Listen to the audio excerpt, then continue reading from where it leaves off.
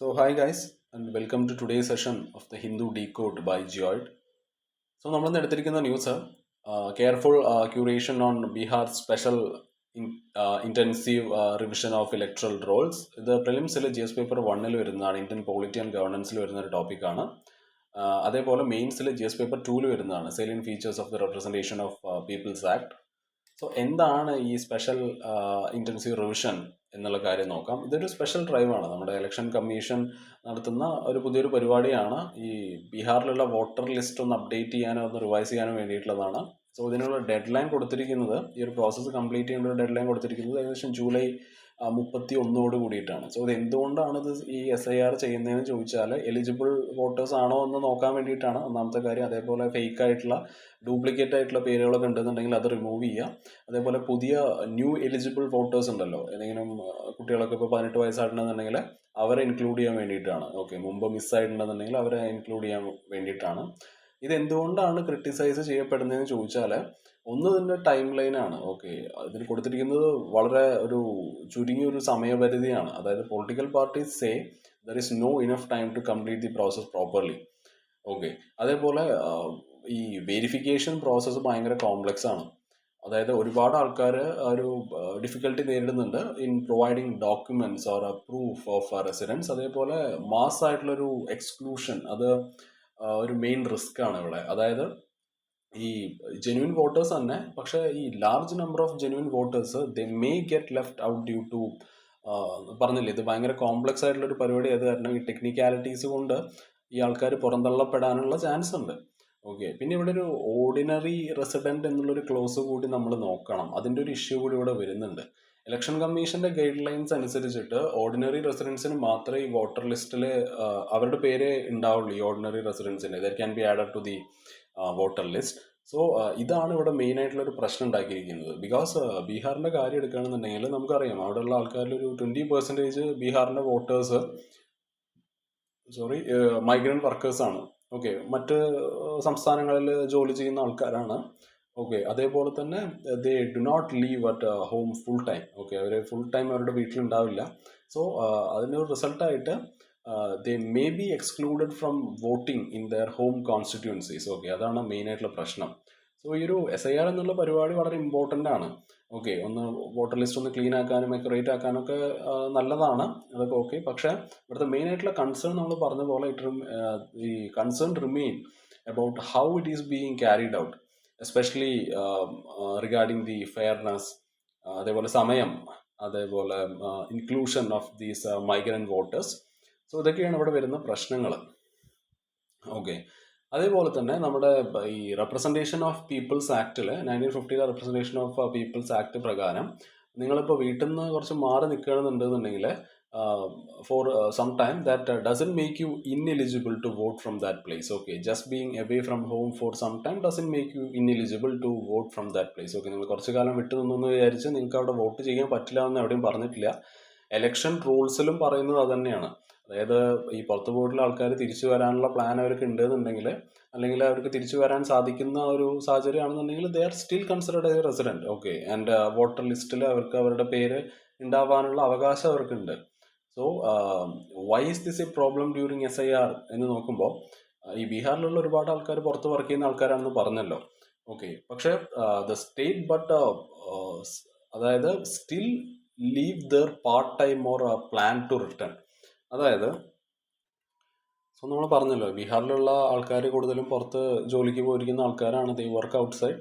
പക്ഷേ അവരൊരു part time ആയിട്ട് അവിടെ ജീവിക്കുന്ന ആൾക്കാരാണ്. ഓക്കെ, അവർ തിരിച്ചു വരും. പക്ഷേ കറക്റ്റ് ഈ ഒരു വോട്ടിംഗ് ടൈമിൽ ഇവർ തിരിച്ചെത്തും എന്നുള്ളത് മാത്രമാണ് ഒരു പ്രശ്നം. അതേപോലെ അവർക്ക് ഈ തിരിച്ചു വരാനുള്ള പ്ലാനോട് കൂടിയിട്ട് മറ്റ് സംസ്ഥാനങ്ങളിലോട്ട് പോയിട്ടുള്ള ആൾക്കാർ തന്നെയാണ് അവർ. ഓക്കെ, പക്ഷേ ഈ ഒരു SIRന്റെ ടൈമിൽ ഈ മൈഗ്രന്റ് വോട്ടേഴ്സ് ഇവരെ ചിലപ്പോൾ റോങ്ലി റിമൂവ് ചെയ്യപ്പെടാനുള്ള ഒരു സിറ്റുവേഷൻ ഉണ്ട് from the list, just because they are not physically present. Okay, ഇനി ഇതിൽ തന്നെ ചില ആൾക്കാർ കംപ്ലീറ്റ് ആയിട്ട് വേറെ സ്ഥലത്തോട്ട് ഷിഫ്റ്റ് ആയിട്ടുണ്ടാവുമല്ലേ. സോ അവരെ ലിസ്റ്റിൽ നിന്ന് റിമൂവ് ചെയ്യണം. പക്ഷെ അത് വളരെ ഡിഫിക്കൽട്ടാണ്. അതായത് it is very hard to clearly identify who has permanently moved. ഇനിയിപ്പോൾ ആര് ചെയ്തിട്ടില്ല എന്നും കൂടി നോക്കണമല്ലോ, ഹു ഹാസ് ഇൻ എന്നുള്ള കാര്യം കൂടി നമ്മളവിടെ നോക്കണം. സോ ഈ നമ്മുടെ നിയമം ഈ ഒരു മൈഗ്രൻ്റ് വോട്ടേഴ്സിനെ പ്രൊട്ടക്റ്റ് ചെയ്യുന്നുണ്ട്. പക്ഷേ ഈ ഒരു SIR എന്നുള്ള ഈ ഒരു പരിപാടി ഇത് ഭയങ്കര തിടുക്കത്തിൽ ഇപ്പം ചെയ്ത് തീർക്കണം എന്ന് പറഞ്ഞിട്ട് നമ്മൾ ചെയ്യാൻ തുടങ്ങിക്കഴിഞ്ഞാൽ, പ്രോപ്പർ ചെക്കിംഗ് ഒന്നും കൂടാതെ ചെയ്ത് കഴിഞ്ഞാൽ ഈ ജെന്യൂൻ ആയിട്ടുള്ള വോട്ടേഴ്സ് ഇവർ റിമൂവ് ആവാനുള്ള സാഹചര്യമുണ്ട്. Okay, they might be unfairly removed, especially those who work outside Bihar but plan to return. Okay, ഇനിയും ഈ 2024 ഇലക്ഷനിൽ എന്താ ഉണ്ടായെന്ന് നോക്കുമ്പോൾ ബീഹാറിലെ എപ്പോഴും ഈ എപ്പോഴും എന്നല്ല, ഈ 2024 ഇലക്ഷനിൽ ബീഹാറിൽ more women voted than men. Okay, അവിടെ 1000 മെൻ, അതേപോലെ 17.5 women voted. For every 1000 men 17.5 women voted. ഇത് ഭയങ്കര അൺയൂഷ്വലാണ്. ബിക്കോസ് പുരുഷന്മാരുടെ കണക്ക് വെച്ച് കമ്പയർ ചെയ്യുമ്പോൾ there are few registered woman voters. Okay, so ഇത് എന്തുകൊണ്ടാണ് നടന്നതെന്ന് ചോദിച്ചാൽ, നമ്മൾ പറഞ്ഞില്ലേ, ബീഹാറിലെ ഭൂരിഭാഗം, അതും പുരുഷന്മാരുടെ കണക്കെടുക്കുകയാണെന്നുണ്ടെങ്കിൽ many men from Bihar migrate to other states for work. Okay, so ഈ മൈഗ്രേറ്റ് ആയിട്ടുള്ള ഈ പുരുഷന്മാർ they are still registered to vote in their home villages. പക്ഷേ ഇവർക്ക് ആ ഒരു കറക്റ്റ് വോട്ടിംഗ് ദിവസം അവർക്ക് ചിലപ്പോൾ തിരിച്ചു വരാൻ പറ്റാവുന്ന ഒരു സാഹചര്യമായിരിക്കില്ല. ദേ can't come back, often they can't come back on election day to vote. So അവരുടെ നെയിം ലിസ്റ്റിൽ ഉണ്ടാവും, പക്ഷെ അവർക്ക് വോട്ട് ചെയ്യാൻ പറ്റാത്തൊരു സാഹചര്യമാണ് അല്ലേ. സോ എനിക്ക് തോന്നുന്നു വിമൻ വീട്ടിൽ തന്നെ ആയിരിക്കുമല്ലോ. അതായത് since many women do not migrate, they are more likely to be present and vote. So ഇവിടെ ഈ ഒരു ലോ ടേൺ ഔട്ട് വരാനുള്ളൊരു കാരണം, അതായത് ഈ ഒരു the low turnout of migrant men explains why more women were seen voting. Okay, even though നമ്മൾ പറഞ്ഞില്ലേ, compare ചെയ്യുന്ന സമയത്ത് വോട്ടേഴ്സിന് ഇത് കുറവാണ്, നമ്പർ കുറവാണ്, പക്ഷെ അവരാണ് കൂടുതലും വോട്ട് ചെയ്യുന്നതായിട്ട് നമുക്ക് കാണുന്നത്. സോ ഇത് കാണിക്കുന്നത് എന്താണ്, എങ്ങനെയാണ് മൈഗ്രേഷൻ വോട്ടർ പാർട്ടിസിപ്പേഷൻ എഫക്റ്റ് ചെയ്യുന്നത് എന്നാണ് കാണിക്കുന്നത്, എസ്പെഷ്യലി എമംഗ് മെൻ. സോ ഇവിടെ നമുക്ക് എന്താ ചെയ്യാൻ പറ്റുമെന്ന് നോക്കാം. അതായത് വേ ഫോർവേഡ് കൂടി നോക്കിയിട്ട് നമുക്ക് ഈ ഒരു ന്യൂസ് ക്ലോസ് ചെയ്യാം. സോ എന്താണ് ചെയ്യേണ്ടതെന്ന് ചോദിച്ചാൽ, എല്ലാ മൈഗ്രൻസിനെയും സെയിം ആയിട്ട് ട്രീറ്റ് ചെയ്യരുത്. ഈ SIR എന്നുള്ള ഈ ഒരു പരിപാടി it should clearly separate the short term and long term migrants. അല്ലേ, ഈ ഷോർട്ട് ടേം മൈഗ്രൻസ് ചിലപ്പോൾ അവർ കുറച്ച് മാസങ്ങൾക്കോ അല്ലെങ്കിൽ കുറച്ച് ആഴ്ചകൾക്കോ ആയിരിക്കും അവർ പോയിട്ടുണ്ടാവുക. സോ അവരെ വോട്ടർ ലിസ്റ്റിൽ ഇൻക്ലൂഡ് ചെയ്യണം. ഓക്കെ, അവരുടെ ഹോം സ്റ്റേറ്റിൽ നടക്കുന്ന ഒരു ഇലക്ഷന് അവരെ ഇൻക്ലൂഡ് ചെയ്യാതിരുന്നു കഴിഞ്ഞാൽ അത് ശരിയല്ലല്ലോ. ഈ ലോങ് ടേം മൈഗ്രൻസിന്റെ കാര്യം എടുക്കുകയാണെന്നുണ്ടെങ്കിൽ, ഇപ്പോൾ പെർമനന്റ്ലി മാറി സെറ്റിലായ ആൾക്കാരുടെ കാര്യം എടുക്കുമ്പോൾ അവരെവിടെയാണോ ജീവിക്കുന്നത് അവിടുത്തെ ലിസ്റ്റിൽ അവരുടെ പേര് ചേർക്കണം. Okay, they should register to vote where they now live. ഇത് എന്തുകൊണ്ടാണ് ഇമ്പോർട്ടൻ്റ് എന്ന് ചോദിച്ചാൽ, ഈ migrants especially those working in other states, അവർ ആ ഒരു ലോക്കൽ എക്കോണമിയുടെ വളരെ വലിയൊരു പാർട്ടാണ്. ഓക്കെ, സോ അവർ എവിടെയാണോ ജീവിക്കുന്നത്, അവരെവിടെയാണോ വർക്ക് ചെയ്യുന്നത്, സോ ആ സ്ഥലത്ത് അവർക്ക് വളരെ വലിയൊരു പൊളിറ്റിക്കൽ വോയിസ് ഉണ്ടല്ലേ. They should have a political voice where they live and work. Okay, അവരുടെ ഹോം വില്ലേജസിലല്ല വേണ്ടത്, not just in their home villages. So ഇവിടെ നമുക്ക് സമയം വേണം. അതായത് ഈ ഒരു മാസത്തെ ഡെഡ് ലൈനിൻ്റെ ഉള്ളിൽ വോട്ടർ ലിസ്റ്റ് ചെക്ക് ചെയ്തിട്ട് റിപ്പോർട്ടൊക്കെ കൊടുക്കുക എന്ന് പറഞ്ഞാൽ അത് വളരെ ഷോർട്ടാണ്. അതായത് നമുക്ക് വേണ്ടത് കുറച്ച് പതുക്കെ കുറച്ചും കൂടി കെയർഫുൾ ആയിട്ടുള്ള ഒരു പ്രോസസ്സാണ്. അപ്പോൾ നമുക്ക് മിസ്റ്റേക്സ് അവോയ്ഡ് ചെയ്യാൻ പറ്റും. ഈ ജെന്യൂൻ ആയിട്ടുള്ള വോട്ടേഴ്സ് റിമൂവ് ആയിട്ടില്ല എന്ന് നമുക്ക് ഉറപ്പ് വരുത്താൻ പറ്റും അല്ലേ. You can ensure no genuine voter is removed. So ജനാധിപത്യത്തെ നമ്മൾ സംരക്ഷിക്കാൻ വേണ്ടിയിട്ട് ഈ ജെന്യൂൻ വോട്ടേഴ്സിനെ നമ്മൾ ഇൻക്ലൂഡ് ചെയ്യണം. ഈ അൺഫെയർ ആയിട്ട് ആൾക്കാരുടെ പേര് വോട്ടർ ലിസ്റ്റിൽ നിന്ന് എഴുതി തള്ളുന്ന പരിപാടി നിർത്തണം. ആൻഡ് ഈ മൈഗ്രൻസിൻ്റെ അടുത്തുനിന്ന് തന്നെ കാര്യങ്ങൾ ചോദിച്ച് മനസ്സിലാക്കണം. Okay, give migrants the chance to be heard അല്ലേ, either at home or where they live now. Okay, so നമുക്ക് നമ്മുടെ നെക്സ്റ്റ് ന്യൂസിലോട്ട് പോവാം.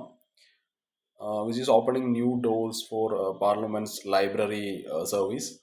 സോ ഇത് പ്രിലിംസിൽ GS പേപ്പർ 1 വരുന്നതാണ്. പൊളിറ്റി ആൻഡ് ഗവർണൻസിൽ, ഇന്ത്യൻ പൊളിറ്റി ആൻഡ് ഗവർണൻസിൽ വരുന്ന ഒരു ടോപ്പിക്കാണ്. Constitution, political system, Panchayat Raj, public policy, right issues, ആ ഒരു ഹെഡിൽ വരാവുന്ന ഒരു ടോപ്പിക്കാണ്. അതേപോലെ തന്നെ മെയിൻസിൽ GS പേപ്പർ 3 വരുന്നതാണ്. Okay, departments of the government, pressure groups, formal and informal associations and their role in the polity എന്നുള്ളതാണ്. ഓക്കെ, സോ നമുക്ക് ന്യൂസിലോട്ട് കിടക്കാം. So decline in parliamentary deliberation.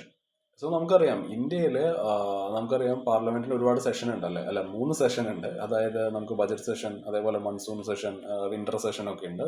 Okay, so parliament it is often disrupted during these sessions. അതായത് ഈ പിമാരില്ല, അതായത് member of the parliament, they are not able to properly discuss important issues. Okay, പാർലമെന്റിന്റെ main ആയിട്ടുള്ളൊരു ജോലി എന്താണ്? ഈ ലോസ് മേക്ക് ചെയ്യുക, ഓക്കെ, നിയമങ്ങൾ ഉണ്ടാക്കുക, അതേപോലെ ഗവൺമെന്റിനെ അക്കൗണ്ടബിൾ ആക്കി വെക്കുക എന്നുള്ളതാണ്. To keep the government accountable. Okay, അതിന് വേണ്ടത് വളരെ സീരിയസ് ആയിട്ടുള്ള ഡിസ്കഷൻസ് ആണല്ലേ. പക്ഷേ നിലവിലെ സാഹചര്യം എടുക്കുന്ന ടൈമിൽ ഈ എം പിസിന്റെ കാര്യം എടുക്കുകയാണെന്നുണ്ടെങ്കിൽ അവർക്ക് വേറെ മറ്റ് കോംപ്ലക്സ് ആയിട്ടുള്ള ടോപ്പിക്സ് ഒക്കെ ഡീൽ ചെയ്യേണ്ട ഒരു അവസ്ഥ ഉണ്ടായിക്കൊണ്ടിരിക്കുകയാണ്. ഓക്കെ, ഇപ്പോൾ എക്കണോമിക് റിഫോംസിൽ അവർക്ക് ഡീൽ ചെയ്യേണ്ട ഒരു സാഹചര്യം വരുന്നുണ്ട്. ഓക്കെ, എങ്ങനെയാണ് എക്കോണമി വർക്ക് ചെയ്യുന്നത്, അതിൽ വരുന്ന ചേഞ്ചസ്, ഓക്കെ, എന്തെങ്കിലും ചേഞ്ച് വന്നു കഴിഞ്ഞാൽ അത് എങ്ങനെയാണ് എക്കണോമിയെ എഫക്റ്റ് ചെയ്യാൻ പോകുന്നത്, changes in how the economy works, economic reforms അങ്ങനെ പറയാം. അതേപോലെ ക്ലൈമറ്റ് ചേഞ്ച്, ഗ്ലോബൽ വാർമിംഗ്, അല്ലാന്നുണ്ടെങ്കിൽ നമ്മുടെ എൻവയോൺമെന്റ് റിലേറ്റഡ് ആയിട്ടുള്ള എന്തെങ്കിലും ഇഷ്യൂസ്, അതിൽ വരുന്ന ചേഞ്ചസ്, ഓക്കെ, ആ ക്ലൈമറ്റ് ചേഞ്ച് നമുക്ക് പറയാം. അതേപോലെ ഈ രാജ്യത്തിന്റെ സുരക്ഷയായിട്ട് റിലേറ്റ് ചെയ്തിട്ടുള്ള നാഷണൽ സെക്യൂരിറ്റി, അതല്ലേ. അതേപോലെ ഇപ്പൊ നമുക്ക് ടെക്നോളജി എടുക്കുകയാണെന്നുണ്ടെങ്കിൽ AI അല്ലെങ്കിൽ വേറെ ഏതെങ്കിലും പുതിയ ടെക്നോളജീസ്, ഡാറ്റാസ്, പുതിയ ടെക്നോളജി, ന്യൂ ടെക്നോളജി, അതിന്റെ കാര്യങ്ങൾ എടുക്കാം. സോ ഇങ്ങനത്തെ എക്കണോമിക് റിഫോംസും ക്ലൈമറ്റ് ചേഞ്ചും നാഷണൽ സെക്യൂരിറ്റിയും ന്യൂ ടെക്നോളജീസിനെ പറ്റിയിട്ടൊക്കെ ഉള്ള ഈ കോംപ്ലക്സ് ആയിട്ടുള്ള ടോപ്പിക്സ് ഈ MP-മാർക്ക് ഇപ്പോൾ ഡീല് ചെയ്യേണ്ട ഒരു അവസ്ഥ വരുന്നുണ്ട്. ഓക്കെ, ഇതിനെ പറ്റിയിട്ട് അതായത് ഇതിനെ പറ്റിയിട്ട് ശരിക്കും കാര്യങ്ങൾ പറയണമെന്നുണ്ടെങ്കിൽ to talk wisely about these things MPസിന് വേണ്ടത് വേൾഡ് ക്ലാസ് റിസർച്ചും എക്സ്പേർട്ട് അഡ്വൈസും ആണ്, അല്ലേ. സോ പക്ഷേ but often they don't have enough support എന്ന് വേണം നമുക്ക് മനസ്സിലാക്കാൻ. Okay, so MPs are expected to debate very complicated issues. പക്ഷെ ഇവിടെ ഒരു ശരിയായിട്ടുള്ള ഒരു ഗുഡ് റിസർച്ച് ഹെൽപ്പൊന്നും ഇല്ലാതെ, ഓക്കെ, അതേപോലെ പറഞ്ഞല്ലോ ഒരുപാട് സെഷൻസും കാര്യങ്ങളൊക്കെ ഉണ്ട്, ഈ ഫ്രീക്വന്റ് ആയിട്ടുള്ള ഡിസ്ട്രപ്ഷൻസ് അതിൻ്റെ ഇടയിൽ വരുന്നുണ്ട്. So parliament is not doing its job properly.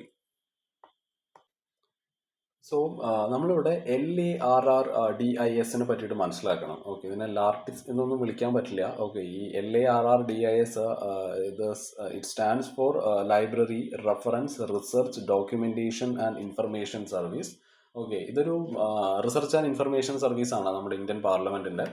So ഇത് MP-മാരെ ഈ ലൈബ്രറിയും അതേപോലെ it helps the MPs with library research and reference support. So നമുക്കറിയാം രാജ്യത്ത് തന്നെ വൺ ഓഫ് ദ ബെസ്റ്റ് ലൈബ്രറിയാണ് പാർലമെന്റ് ലൈബ്രറി. ഓക്കെ, ഈ LARRDIS ഇവരെന്താ ചെയ്യാന്ന് വെച്ചാൽ ഇവർ നല്ലൊരു സപ്പോർട്ട് കൊടുക്കുന്നുണ്ടോ, പക്ഷെ ഇവര് അടുത്തൊരു പ്രശ്നമുണ്ട്, അത് ഞാൻ വഴിയെ പറയാം. ഈ MP-മാർ ചോദിച്ചാൽ മാത്രമേ ഇത് കൊടുക്കുള്ളൂ, അതാണ് മെയിൻ ആയിട്ടുള്ള ഒരു പ്രശ്നം. It gives good support when MPs ask for it. Okay, അതേപോലെ ഇപ്പോൾ റീസെന്റ് ഇയേഴ്സിലായിട്ട് they have handled more request over the years. എനിക്ക് 1950s നൂറ്റമ്പതൊക്കെ ആയിരുന്നു കണക്ക്. ഇപ്പൊ 2019 ഒക്കെ എത്തിയപ്പോൾ 8000-ഓളം ക്വസ്റ്റ്യൻസും ഒക്കെ അവർ ആൻസർ ചെയ്ത് ഹെൽപ്പ് ചെയ്യുന്നുണ്ട് MP-മാരെ. Okay, it has handled many more request over these years. So ഇപ്പോൾ അവർ കുറച്ച് ഈ ഡിജിറ്റൈസേഷനൊക്കെ കൊണ്ടുവന്നിട്ടുണ്ട്, അത് വളരെ ഹെൽപ്ഫുൾ ആണ്. പക്ഷേ ഇവിടുത്തെ മെയിൻ ആയിട്ടുള്ള കുറച്ച് പ്രോബ്ലംസ് എന്തൊക്കെയാണെന്ന് വെച്ചാൽ ഈ റെഗുലർ ആയിട്ട് ഈ ലൈബ്രറി യൂസ് ചെയ്യുന്നത് വളരെ കുറച്ച് MP-മാരാണ്. ഓക്കെ, ഈ LARRDIS എന്ന് പറഞ്ഞ ആൾക്കാർ നമ്മൾ പറഞ്ഞല്ലോ, ഇവർ റിയാക്ട് ചെയ്യുക മാത്രമേ ചെയ്യുള്ളൂ. They only react. ഓക്കെ, ആരെങ്കിലും ചോദിച്ചു കഴിഞ്ഞാൽ പറഞ്ഞു കൊടുക്കും, അല്ലാണ്ട് മുമ്പ് ഇങ്ങനെ ചെയ്യണം എന്നൊന്നും ഇവർ പറഞ്ഞു കൊടുക്കില്ല. പിന്നെ ഇവർ മോസ്റ്റ്ലി ഇവർ വർക്ക് ചെയ്യുന്നത് ഭയങ്കര ഐസൊലേഷനിലാണെന്നുള്ള കാര്യമാണ്. ഓക്കെ, ഇവിടെ ഒരുപാട് ടീം വർക്കോ കാര്യങ്ങളൊന്നും നമുക്ക് ഇതിൽ കാണാൻ സാധിക്കില്ല. Okay, and it lakhs strong in house research expert. അതൊരു ഫോർവേഡ് ലുക്കിംഗ് റിസർച്ച് അല്ല എന്ന് വേണം പറയാൻ. അതായത് ഈ ഫ്യൂച്ചർ ട്രെൻഡ്സിനെ ഒന്ന് പ്രഡിക്റ്റ് ചെയ്തുകൊണ്ടുള്ളൊരു റിസർച്ചോ കാര്യങ്ങളൊന്നും അല്ല അവർ കൊടുക്കുക. It does not do forward looking research. So ഈ LARRDIS എന്ന് പറയുന്ന ഈ ഒരു പരിപാടി ഇത് it has a great potential, അല്ലേ. അതിനനുസരിച്ചുള്ള റിസോഴ്സ് അവരുടെ കയ്യിലുണ്ട്. പക്ഷേ it is not being fully used by MPs and it lacks proactive modern research support.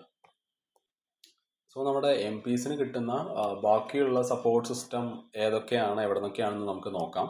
Okay, so who helps MPs with research and information. ഇവിടെ PRS ലെജിസ്ലേറ്റീവ് റിസർച്ച് എന്ന് പറഞ്ഞിട്ടുള്ള ഒരു private group ഉണ്ട്. ഇവർ MPസിനെ ഹെൽപ്പ് ചെയ്യും. ഓക്കെ, ഒരു ബിൽസും പോളിസീസും ഒക്കെ മനസ്സിലാക്കാൻ വേണ്ടിയിട്ട് ഇവർ ഹെൽപ്പ് ചെയ്യുന്നതായിരിക്കും.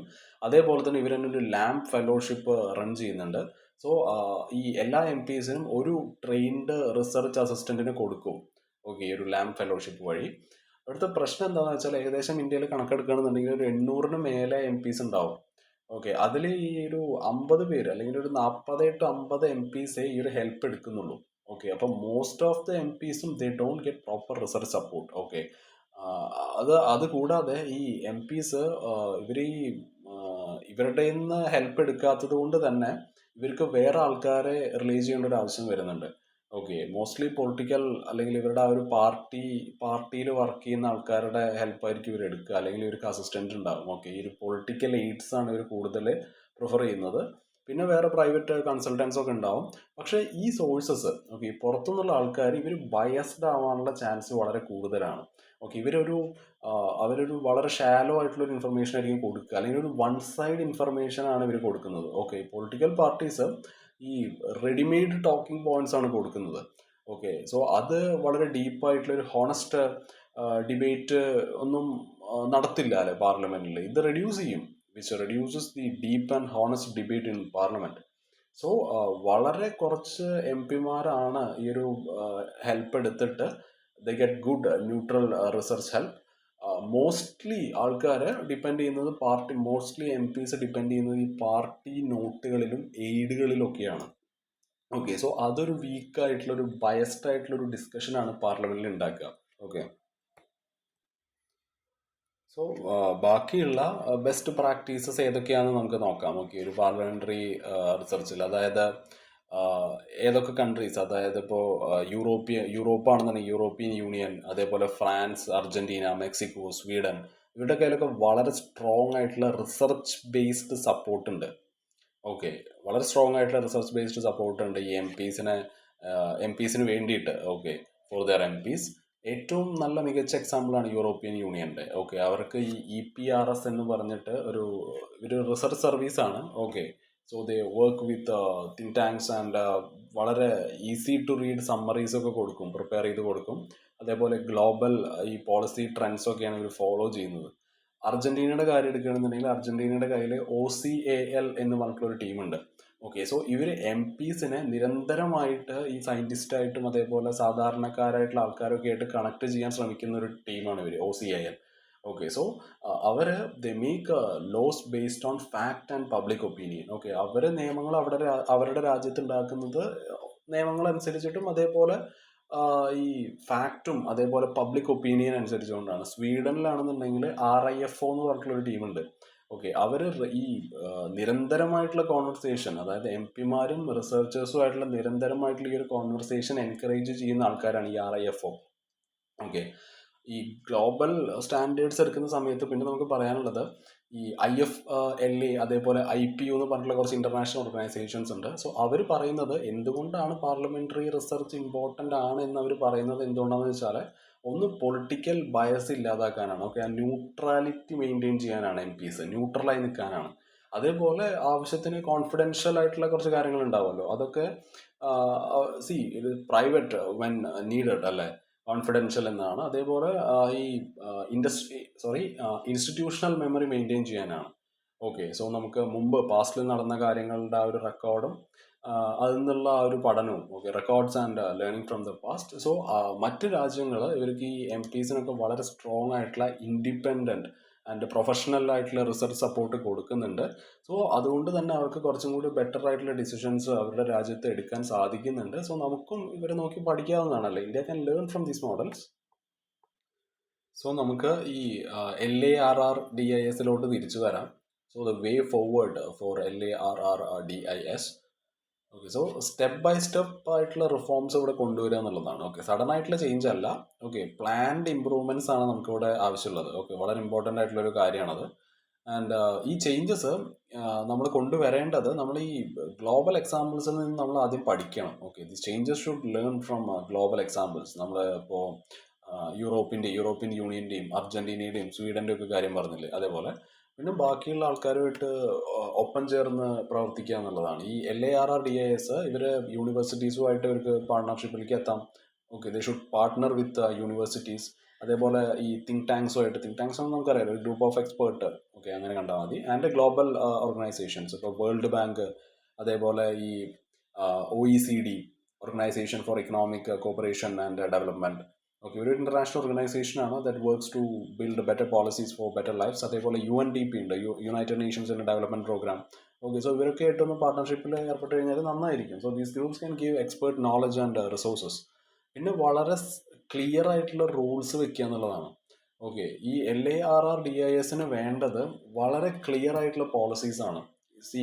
ഇവർ പറയണം, അതായത് എന്ത് ഹെൽപ്പാണ് ഇവർക്ക് ചെയ്യാൻ സാധിക്കുന്നത്, ഇതിനെ എങ്ങനെയാണ് യൂസ് ചെയ്യേണ്ടത്, അതായത് ആർക്കൊക്കെയാണിത് യൂസ് ചെയ്യാൻ പറ്റും, ഹൂ ക്യാൻ യൂസ് ഇറ്റ്, അതേപോലെ വാട്ട് ഹെൽപ്പ് ഇറ്റ് ഓഫേഴ്സ്, അതേപോലെ ഇവിടുന്ന് കിട്ടുന്ന ഇൻഫർമേഷൻ എത്രത്തോളം പ്രൈവറ്റ് ആണ്, ഓക്കെ, അതിൻ്റെ ഒരു കോൺഫിഡൻഷ്യാലിറ്റി ഒക്കെ നമ്മൾ നോക്കണമല്ലോ.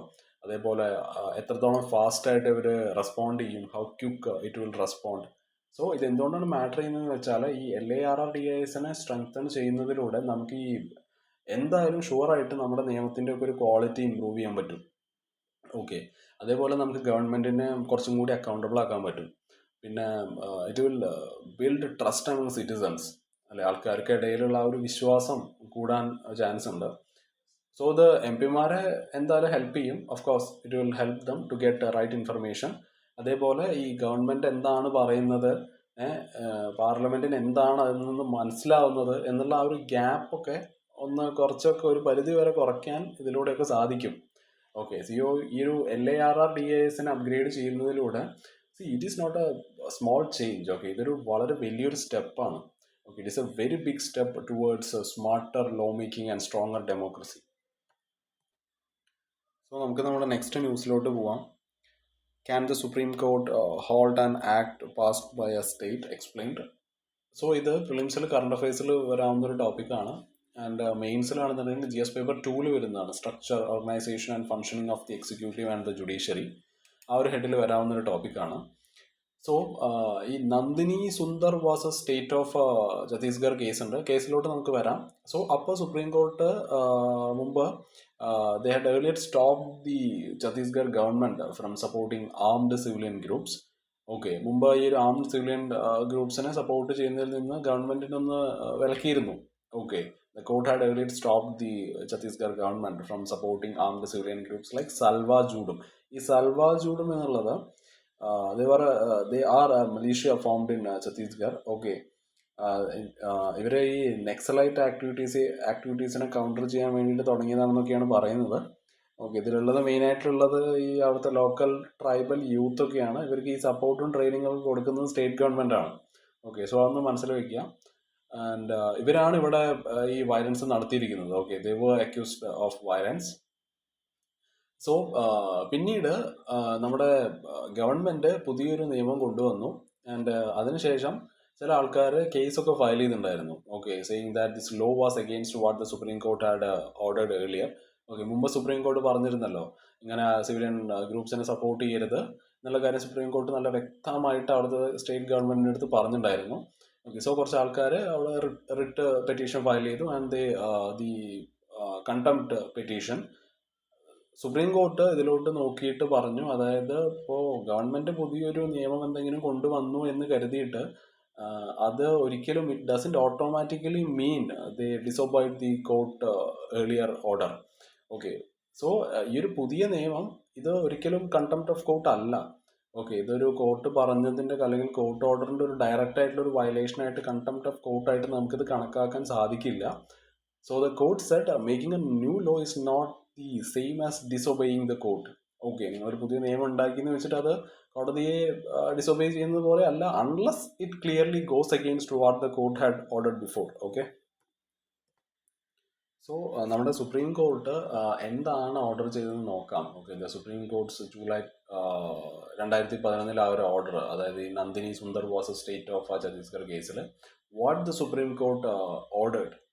ഓക്കെ, ഒന്ന് ഈ സ്പെഷ്യൽ പോലീസ് ഓഫീസേഴ്സിനെ ബാൻ ചെയ്യുക എന്നുള്ളതാണ്. ഓക്കെ, ഈ ഒരു ആൻറ്റി മാവോയിസ്റ്റ് ഓപ്പറേഷൻസിൽ ഇവർ യൂസ് ചെയ്യുന്ന പരിപാടി ആദ്യം നിർത്തുക. Ban on SPOs in the anti Maoist operations. Okay, Chhattisgarh മെയിനായിട്ട് നമുക്കറിയാം അവിടെ ഒരുപാട് മാവോയിസ്റ്റ് ആക്ടിവിറ്റി ഉള്ളൊരു ഏരിയ ആണല്ലേ ഈ ഛത്തീസ്ഗഡ് എന്ന് പറയുന്നത്. സോ അവിടെ ഈ സ്പെഷ്യൽ പോലീസ് ഓഫീസേഴ്സ് ഉണ്ടല്ലോ അവരെ യൂസ് ചെയ്യുന്നത് നിർത്തണം എന്ന് പറഞ്ഞു. ഓക്കെ, എങ്ങനെ ഈ മാവോയിസ്റ്റിനെതിരെ ഫൈറ്റ് ചെയ്യുന്നതിൽ അവർക്ക് കൊടുത്തിട്ടുള്ള എല്ലാ തോക്കുകളും എല്ലാ സംഭവങ്ങളൊക്കെ തിരിച്ചു വാങ്ങിക്കണം. It must be taken back എന്നാണ് കോർട്ട് പറഞ്ഞത്. അതേപോലെ ഇവിടെ കുറച്ച് വിജിലാൻറ്റി ഗ്രൂപ്പ്സ് ഉണ്ട്, അതായത് ഈ പ്രൈവറ്റ് ആംഡ് ഗ്രൂപ്പ്സ് ഉണ്ട്, അവരെ ഒക്കെ നിർത്തലാക്കണം എന്നാണ് നമ്മുടെ കോടതി പറഞ്ഞത്. സ്റ്റേറ്റ് നിർത്തലാക്കണം, state must shut down the private and armed groups. നമ്മൾ പറഞ്ഞില്ലേ ഈ സൽവാ ജൂഡും അതേപോലെ കോയ കമാൻഡോസ് ഒക്കെ ഉണ്ട് അവിടെ. ഇവർ നിരന്തരമായിട്ട് ഈ വയലൻസിലും ഹ്യൂമൻ റൈറ്റ് വയലേഷൻസിലും ഒക്കെ ഉൾപ്പെട്ടുകൊണ്ടിരിക്കുന്ന ആൾക്കാരാണ്. These groups are involved in violence and human right violations. Okay. പിന്നെ പറഞ്ഞത് സെൻട്രൽ ഒരിക്കലും they should not support SPOs. Central government was told to stop giving money to hire or use these ഈ special police ഓഫീസേഴ്സിന് fund കൊടുക്കില്ല, അല്ലാണ്ട് ഇവർ use ചെയ്യരുതെന്ന് പറഞ്ഞു. ഇങ്ങനത്തെ ഓപ്പറേഷൻസിൽ ഇവർ യൂസ് ചെയ്യരുത് എന്ന് പറഞ്ഞു. ഇവർക്ക് പൈസ കൊടുക്കരുത്, അതായത് ഇവർ ഹയർ ചെയ്യാൻ വേണ്ടി പൈസ കൊടുക്കരുത്, അതേപോലെ ഇവർ യൂസ് ചെയ്യരുത്. ഇത് കോൺസ്റ്റിറ്റ്യൂഷണൽ റൈറ്റിന്റെ വയലേഷൻ ആണെന്നാണ് കോടതി പറഞ്ഞത്. ഓക്കെ. കോർട്ട് പറഞ്ഞത് ഇങ്ങനെ പൂറായിട്ടുള്ള അൺട്രെയിൻഡ് സിവിലിയൻസിനെ ഇങ്ങനെ ഒരു വയലന്റ് റോൾസിലോട്ട് കൊണ്ടുവരരുത്. ഓക്കെ. അത് നമ്മുടെ ഇക്വാലിറ്റി ബ്രേക്ക് ചെയ്യുന്നുണ്ടല്ലേ, നമ്മുടെ ആർട്ടിക്കിൾ 14 ബ്രേക്ക് ചെയ്യുന്നുണ്ട്, അതേപോലെ റൈറ്റ് ടു ലൈഫ് ആർട്ടിക്കിൾ 21 അത് ബ്രേക്ക് ആവുന്നുണ്ട് ഇവിടെ. സോ കോടതി പറഞ്ഞത് ഈ ഒരു അൺട്രെയിൻഡ് ആയിട്ടുള്ള സിവിലിയൻസിനെ ഫൈറ്റേഴ്സ് ആയിട്ട് ഒരിക്കലും ഉപയോഗിക്കരുത്, അത് വളരെ അപകടകരമാണ്, അത് നിയമവിരുദ്ധമാണ്, and it violates the basic human rights. So നമ്മൾ ഈ ഛത്തീസ്ഗഡിന്റെ കാര്യം പറഞ്ഞല്ലോ, ഈ റെഡ് കോറിഡോറൊക്കെ നമ്മൾ പഠിക്കും, ഭാവിയിൽ പഠിക്കും, റെഡ് കോറിഡോർ എന്താണ് ഏതാണെന്നൊക്കെ പഠിക്കും. ഈ അടുത്ത് തന്നെ ഉണ്ടായിരുന്നല്ലോ അല്ലേ, മെയ്യിൽ ഏറ്റവും ഈ 2025 മെയ്യിൽ തന്നെ നമ്മുടെ ഛത്തീസ്ഗഡ് പോലീസും CRPF കൂടിയിട്ട്, CRPF അല്ല CAPF ആണെന്ന് തോന്നുന്നു അല്ലേ, ഈ സെൻട്രൽ ആംഡ് പോലീസ് ഫോഴ്സ് ആണ്, ഏകദേശം 31ഓളം യൂണിഫോംഡ് നെക്സലൈറ്റ്സിന്റെ ബോഡീസ് ഒക്കെ റിക്കവർ ചെയ്തിട്ടുള്ള ഒരു ഇതൊക്കെ ഉണ്ടായിരുന്നല്ലോ. ഓക്കെ. സോ ഛത്തീസ്ഗഡ് അതിൻ്റെ ഒരു മെയിൻ ഏരിയ ആണ്. ഓക്കെ. ഈ ഒരു നെക്സലൈറ്റ് മാവോയിസ്റ്റ് ഇൻസർജൻസി ഇതൊരു ഓൺഗോയിങ് കോൺഫ്ലിക്റ്റ് ആണല്ലോ, നമ്മുടെ ഇന്ത്യൻ ഗവൺമെന്റും ലെഫ്റ്റ് വിങ് എക്സ്ട്രീമിസ്റ്റ് ഗ്രൂപ്പും തമ്മിലുള്ളതാണ്. ഇവരൊരു അറിയാലോ, നക്സലൈറ്റ് പറഞ്ഞാൽ ഒരു കമ്മ്യൂണിസ്റ്റ് ഗ്രൂപ്പാണ്, ഗ്രൂപ്പ് ഓഫ് കമ്മ്യൂണിസ്റ്റ്, ആൻഡ് അവരൊരു Maoist political sentiment and ideology follow ചെയ്യുന്ന ആൾക്കാരാണ്. ഒരു റൂറൽ റിബല്യൻ ഫൈറ്റ് ചെയ്യുന്നു എന്ന് ക്ലെയിം ചെയ്യുന്ന ആൾക്കാരാണ്. ഓക്കെ. ആൻഡ് ഈ ജനങ്ങളുടെ സമരം, ഗവൺമെന്റിനെതിരെയുള്ള ജനങ്ങളുടെ സമരം നയിക്കുന്ന ആൾക്കാരാണ് അവരെന്നാണ് അവർ പറയുന്നത്. ഓക്കെ. സോ നമുക്ക് എന്താണ് നക്സലിസം, മാവോയിസത്തിലോട്ടൊന്നും അധികം കടക്കുന്നില്ല. ഇവിടെ എന്തുകൊണ്ടാണ് why a contempt case was filed എന്നുള്ളതാണ് നമ്മുടെ വിഷയം. സോ എന്താണ് 2011 സുപ്രീം കോർട്ട് ഓർഡറിന് ശേഷം എന്താണ് സംഭവിച്ചതെന്നുള്ളതാണ്. അതായത് 2011 സുപ്രീം കോർട്ട് ഈ SPOസിനെ, അതായത് ഈ സ്പെഷ്യൽ പോലീസ് ഓഫീസേഴ്സിനെ ആന്റി മാവോയിസ്റ്റ് ഓപ്പറേഷനിൽ യൂസ് ചെയ്യുന്നത് നിരോധിച്ചിരുന്നു അല്ലേ. എന്നിട്ട് കോടതി പറഞ്ഞത് ഇങ്ങനത്തെ അൺട്രെയിൻഡ് ആയിട്ടുള്ള ട്രെയിനിങ് കിട്ടാത്ത സിവിലിയൻസിനെ ഒരു കോമ്പാക്ട് റോൾസിൽ ഉപയോഗിക്കാൻ പറ്റില്ല, അങ്ങനെ ഉപയോഗിക്കരുത് എന്നാണ് നമ്മുടെ കോടതി പറഞ്ഞത്. അപ്പോൾ ഈ ഛത്തീസ്ഗഡ് ഗവൺമെന്റ് എന്താണ് ചെയ്തതെന്ന് വെച്ചാൽ ഇതിന് ശേഷം അവരൊരു പുതിയൊരു ലോ പാസ്സാക്കുകയാണ്. ഓക്കെ. ഈ Chhattisgarh auxiliary armed police force act 2011 തന്നെയാണ് ഇത് പാസ്സാക്കിയത്. ഓക്കെ. സോ ഈ ഒരു ലോ ഒരു പുതിയൊരു ഓക്സിലറി ഫോഴ്സിനെ ക്രിയേറ്റ് ചെയ്യുകയാണ്. ഓക്കെ. ഈ ഒരു ആന്റി മാവോയിസ്റ്റ് വർക്കിന് വേണ്ടിയിട്ട് ഹെൽപ്പ് ചെയ്യാൻ വേണ്ടിയിട്ട് ഇങ്ങനെ ഒരു പുതിയൊരു ഫോഴ്സിനെ ക്രിയേറ്റ് ചെയ്യുകയാണ്. അവർക്ക് ട്രെയിനിങ് ഒക്കെ കൊടുക്കേണ്ടതെന്നാണ് പറഞ്ഞത്. ഓക്കെ. അതേപോലെ സൂപ്പർവിഷൻ ടൂൾസ് ഒക്കെ ഉണ്ടെന്നൊക്കെയാണ് പറയുന്നത്. സോ ഇവിടെ ഈ കണ്ടംപ്റ്റ് കേസ് എന്തുകൊണ്ടാണ് ഫയൽ ചെയ്തതെന്നാണ് നമ്മൾ നോക്കുന്നത്. ഓക്കെ. പെറ്റീഷണേഴ്സ് പറഞ്ഞത് ഈ ഒരു പുതിയ ഫോഴ്സ് ഇത് ബേസിക്കലി നമ്മുടെ പഴയ SPO തന്നെയാണ്. ഓക്കെ. പുതിയ രൂപത്തിൽ പുതിയ ഭാവത്തിൽ ഇറക്കിയെന്നേ ഉള്ളൂ, പഴയ സാധനം തന്നെയാണ്. Okay. Same as the SPOs with a new name. So ഇതിന് ട്രെയിനിങ് ഉണ്ട് എന്ന് പറയുന്നുണ്ടെങ്കിൽ കൂടി ദേ are still doing what the court had band അല്ലേ. സോ ഗവൺമെന്റ് ഈ ഒരു കോർട്ടിന്റെ 2011 ജഡ്ജ്മെന്റിനെ വയലേറ്റ് ചെയ്യണമെന്നാണ് ആൾക്കാർ പറഞ്ഞത്. ഓക്കെ. അല്ലെങ്കിൽ ഈ പെറ്റീഷൻ കൊടുത്ത ആൾക്കാർ പറഞ്ഞത്. So the government was violating the spirit of the court's 2011 judgement. So ഈ ഒരു contempt case it was filed because people believed okay the government was bypassing the supreme court's ban. Okay. ഇവരെ ഈ SPOസിനെ rebrand ചെയ്തിട്ട് ഇറക്കിയതാണല്ലോ through a new law and continuing the same banned activities. Okay. അതാണ് പ്രശ്നം. അതായത് ഈ ഒരു കണ്ടംപ്റ്റ് കേസ് കൊടുക്കാനുള്ള മെയിൻ ആയിട്ടുള്ള കാരണം എന്താണെന്ന് വെച്ചാൽ ഈ ഒരു കോടതി പറഞ്ഞതിനെ ധിക്കരിക്കുകയാണ് ഗവൺമെന്റ് എന്നുള്ളത് ചൂണ്ടിക്കാട്ടിയിട്ടാണ് the government was bypassing the supreme court's ban. Okay. അവർ SPOസിനെ റീബ്രാൻഡ് ചെയ്തിട്ട് അവരിറക്കി through a new law and continued the same banned activities. So ഈ ഒരു കണ്ടംപ്റ്റ് പെറ്റീഷൻ നമ്മുടെ സുപ്രീം കോർട്ട് റിജക്റ്റ് ചെയ്യാൻ വേണ്ടിയിട്ടുള്ള കാരണങ്ങൾ എന്തൊക്കെയാണെന്ന് നോക്കാം. ഓക്കെ. ഈ ഛത്തീസ്ഗഡ് അവർ ശരിക്കും ഈ 2011 ഓർഡറിനെ അവർ ഫോളോ ചെയ്തിട്ടുണ്ടായിരുന്നു. Okay. The government had stopped using SPOs as ordered. കോടതി പറഞ്ഞതുപോലെ തന്നെ ഈ ഒരു സ്പെഷ്യൽ പോലീസ് ആ ഒരു ടീമിനെ ഉപയോഗിക്കുന്നത് സ്റ്റോപ്പ് ചെയ്തിരുന്നു ഗവൺമെന്റ്. ഓക്കെ. അതേപോലെ തന്നെ റിപ്പോർട്ട് സബ്മിറ്റ് ചെയ്തു കോടതിയിലേക്ക് റിപ്പോർട്ട് സബ്മിറ്റ് ചെയ്തു, showing it follow the court direction. So ഒരു പുതിയ നിയമം ഉണ്ടാക്കുക എന്നുള്ളത് അലൗഡ് ആണ് അല്ലേ? കോടതി പറഞ്ഞത് സ്റ്റേറ്റിന് പുതിയ നിയമം ഉണ്ടാക്കാനുള്ള അവകാശമുണ്ട്. Okay, state can pass new laws if they are not unconstitutional. അത് അൺകോൺസ്റ്റിറ്റ്യൂഷണൽ അല്ല എന്നുണ്ടെങ്കിൽ അവർക്ക് പാസ്സാക്കാൻ ഒരു പ്രശ്നമില്ല. Okay, so even if the law is on a topic the court ruled on earlier, okay, കോടതി ഇതിനെ പറ്റിയിട്ട് നേരത്തെ പറഞ്ഞിട്ടുണ്ടായിരുന്നല്ലോ. അതായത് even if the law is not on a even if the law is on a topic the court ruled on earlier, അത് ഒരിക്കലും കോടതിയെ ധിക്കരിക്കുന്നത് പോലെ അല്ല. It is not contempt unless അത് കോൺസ്റ്റിറ്റ്യൂഷനെ അത് ബ്രേക്ക് ചെയ്യുന്നില്ല. ഡയറക്റ്റ്ലി നമ്മുടെ ഒരു നിയമലംഘനം അല്ല എന്നുണ്ടെങ്കിൽ അത് പ്രശ്നമില്ല എന്നാണ് കോടതി പറഞ്ഞത്. ഓക്കെ, അതായത് ഒരു ലോ പാസ് ചെയ്ത് കഴിഞ്ഞാൽ അതൊരിക്കലും ധിക്കാരമാവില്ല. It is not contempt of court. Okay, ഈ ഒരു കണ്ടംപ്റ്റ് എന്തുകൊണ്ട് ഉദ്ദേശിക്കുന്നത് എന്താണ്? അതായത് കോർട്ട് പറഞ്ഞൊരു ഡയറക്റ്റ് കോർട്ട് ഓർഡറിനെ ഡിസൊബേ ചെയ്യുക, അത് അനുസരിക്കാതിരിക്കുക എന്നുള്ളതാണ്. ഓക്കെ, അല്ലാണ്ട് ഒരു പുതിയ റൂൾസ് ലെജിസ്ലേഷൻ വഴി മാറ്റിക്കഴിഞ്ഞാൽ അത് പ്രശ്നമൊന്നുമില്ല. Okay, not just changing the rules through legislation. So ഇവിടെ കോടതി റെസ്പെക്ട് ചെയ്യുന്നത് ആ ഒരു നമ്മുടെ സെപ്പറേഷൻ ഓഫ് പവേഴ്സ് ഉണ്ടല്ലോ. ഓക്കെ, കോടതി ആൾക്കാരെ ഓർമ്മിപ്പിച്ചത് അതാണ്, ആ ഒരു സെപ്പറേഷൻ ഓഫ് പവേഴ്സിനെ പറ്റിയിട്ടാണ്. അതായത് ലെജിസ്ലേച്ചറിന് നിയമങ്ങൾ ഉണ്ടാക്കാം, അതേപോലെ ജുഡീഷ്യറിക്ക് അത് ഇന്റർപ്രറ്റ് ചെയ്യാം. Judiciary can interpret laws and legislature can make laws. So കോടതി പറഞ്ഞു, അതേപോലെ കോടതിക്ക് ഒരിക്കലും ഇതൊരു ലെജിസ്ലേഷൻ ഉണ്ടാക്കരുത് എന്ന് പറയാൻ പറ്റില്ല. Okay, the court can stop legislatures from making laws. അത് അൺകോൺസ്റ്റിറ്റ്യൂഷണൽ അല്ലെങ്കിൽ, okay, unless they are unconstitutional. So ഈ പഴയ കേസുകളെ കൂടി കോടതി ഇവിടെ എടുത്ത് ചൂണ്ടിക്കാട്ടി. അതായത് ഒന്ന്, നമ്മുടെ court refer to the Indian aluminium corporation versus the state of Kerala 1996-ലുള്ളൊരു കേസാണ്. ഈ ഒരു കേസിൽ എങ്ങനെയാണെന്ന് വെച്ചാൽ നമ്മുടെ അലുമിനിയം കമ്പനിക്ക് KSEB ആയിട്ട്, കേരള സ്റ്റേറ്റ് ഇലക്ട്രിസിറ്റി ബോർഡുമായിട്ടുള്ള ഒരു എഗ്രിമെന്റ് ഉണ്ടായിരുന്നു. ഈ ഒരു ഇലക്ട്രിസിറ്റി റേറ്റിൽ കൺസെഷൻ കിട്ടാനുള്ളതായിരുന്നു. ഓക്കെ, അതിനുശേഷം ഒരു അമെൻമെന്റ് കൊണ്ടുവന്നു. അതായത് കേരള ഇലക്ട്രിസിറ്റി ഡ്യൂട്ടി ആക്ട് ഉണ്ടായിരുന്നു, അത് അമെൻഡ് ചെയ്തു. ഓക്കെ, അതൊരു ഇവർ നേരത്തെ ഒരു agreement വെച്ചിട്ടുണ്ടായിരുന്നല്ലോ.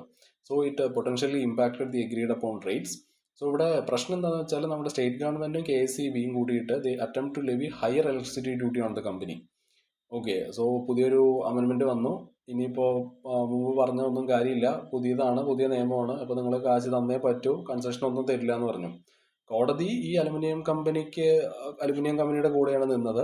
Okay, stating that the statutory അമെൻമെന്റ് did not automatically abrogate the existing agreement. Okay, ഒരു പുതിയതായിട്ടുള്ളൊരു ഹയർ ഇലക്ട്രിസിറ്റി ഡ്യൂട്ടി വേണം എന്നുള്ളത് അത് ഇൻവാലിഡ് ആണ്. It was deemed to be invalid എന്നാണ് കോടതി അവിടെ പറഞ്ഞത്. ഓക്കെ, സോ ആ ഒരു കേസ് പറഞ്ഞതേ ഉള്ളൂ. ഈ ഒരു കേസ് ഇവിടെ കോടതി റെഫർ ചെയ്തിട്ടുണ്ടായിരുന്നു. Okay, it refer to the Indian aluminium corporation versus state of Kerala 1996-ലുള്ളൊരു കേസാണ്. സോ ഈ ഒരു കേസിലും കോടതി പറഞ്ഞത് ഈ ഒരു ലെജിസ്ലേറ്റീവ് പവറിനെ കോടതി ബഹുമാനിക്കുന്നുണ്ട്. Okay, a law is not contempt unless it clearly breaks the constitution. Okay, in short, the contempt plea was rejected because 2011 order അവർ ഫോളോ ചെയ്തിരുന്നു, നമ്മുടെ ഛത്തീസ്ഗഡ് ഗവൺമെന്റ് ഫോളോ ചെയ്തിരുന്നു. പുതിയ ലോ ഉണ്ടാക്കുക എന്നുള്ളത് സ്റ്റേറ്റിന്റെ റൈറ്റ് ആണ്. The new law was within the state right. അതേപോലെ തന്നെ ഈ ഒരു പുതിയതായിട്ടുള്ളൊരു നിയമം ഉണ്ടാക്കുക എന്നുള്ളത് ഒരിക്കലും കോടതി ധിക്കരിക്കുന്നത് പോലെയല്ല. It is not contempt unless it violates the constitution. Okay, so that's it guys. നാളെ വേറെ കുറച്ച് ന്യൂസസ് ആയിട്ട് വരാം. Okay, bye, have a nice day.